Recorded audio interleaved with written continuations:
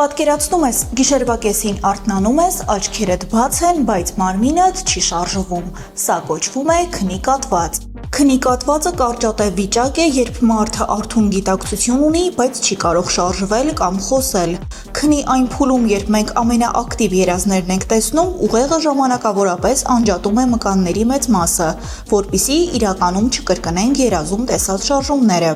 Եթե գիտակցությունն արթնանում է, բայց այդ մկանային արգելափակումը դեռ պահպանվում է, առաջանում է քնի կաթված։ Այդ պահին մարդը կարող է զգալ շարժվելու կամ խոսելու անհնարինություն, կրծքավանդակի վրա ծանրություն, սենյակում ներկայության զգացում կամ տեսողական եւ լսողական հալյուցինացիաներ։ Հետազոտությունները ցույց են տալիս, որ մարդկանց մոտ 20-ից 30%-ը կյանքի ընթացքում առնվազն մեկ անգամ ունենում է այս փորձառությունը։ Այն ավելի հաճախ հանդիպում է դեռահասների եւ երիտասարդների մոտ։ Վիճակը սովորաբար տևում է մի քանի վայրկյանից մինչև 1-ից 2 րոպե։ Այն վտանգավոր չէ եւ չի վնասում ուղեղը, բայց կարող է ուժեղ վախ առաջացնել, հատկապես եթե մարդը չի հասկանում, թե ինչ է տեղի ունենում։ Կարճ ասած, քնի կաթվածը ուղեղի եւ մարմնի ժամանակավոր անհամաձայնեցումն է։ Իսկ քեզ հետ երբևէ եղել է նման բան։